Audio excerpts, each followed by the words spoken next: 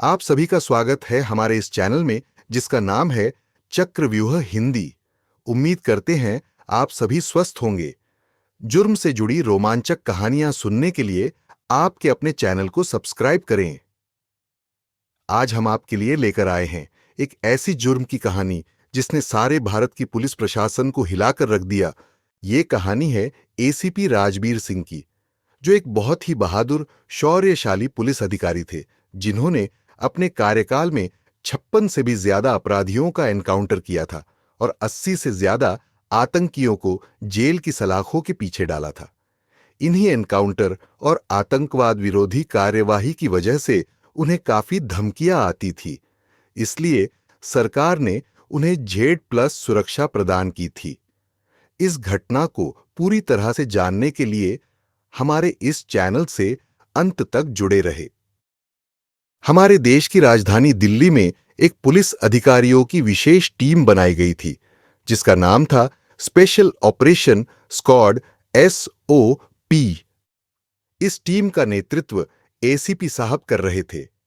इस टीम का ऑफिस दिल्ली की अमर कॉलोनी में स्थित था। यह घटना है 24 मार्च 2008 की। दोपहर के वक्त राजबीर सिंह अपने ऑफिस में काम कर रहे थे।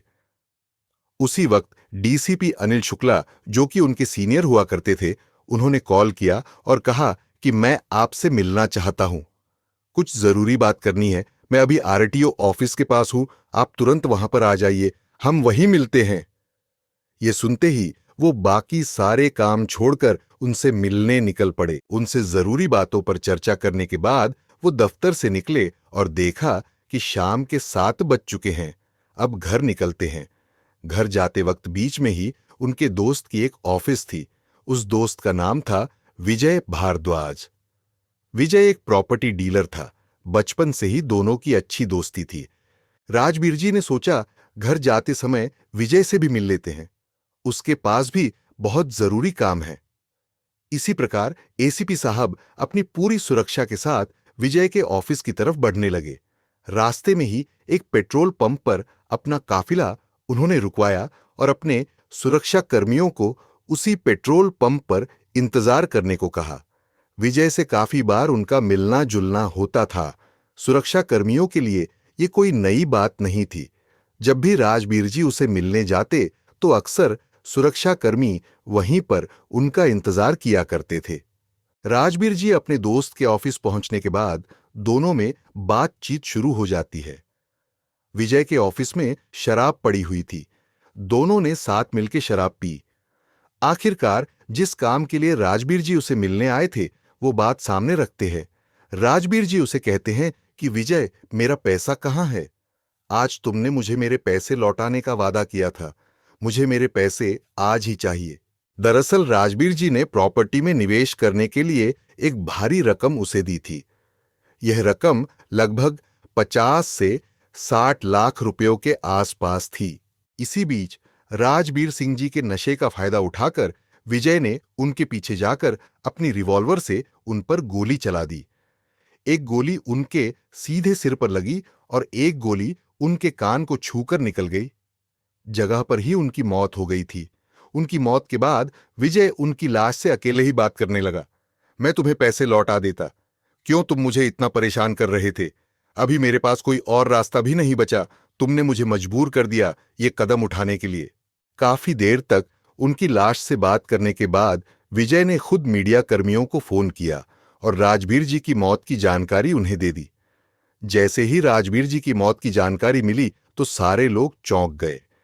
ये खबर आग की तरह सारी जगह पर फैल गई। पुलिस और मीडिया कर्मचारी वहां पर तुरंत पहुंच गए। विजय को गिरफ्तार किया गया। अगले दिन सारे भारत की पुलिस राजनेता चौंक जाते हैं। एक होनहार अफसर खोने का गम भारत के पूर्व उप प्रधानमंत्री लाल कृष्ण आडवाणी जी ने व्यक्त किया था। अपने उप पंत प्रधान पद कार्यकाल में लाल कृष्ण आडवाणी जी ने एसीपी राजबीर सिंह जी को उनके अच्छे कामों के लिए सम्मानित किया। कोर्ट ने विजय भारद्वाज को 30 अक्टूबर 2015 में आजीवन कारावास की सजा सुनाई। उनकी पत्नी नर्मदा यादव जी ने, इस फैसले से मैं काफी संतुष्ट हूं। राजबीर जी को खोकर हमारे देश का काफी नुकसान हुआ। वो बहुत तेज तर्रार अधिकारी थे।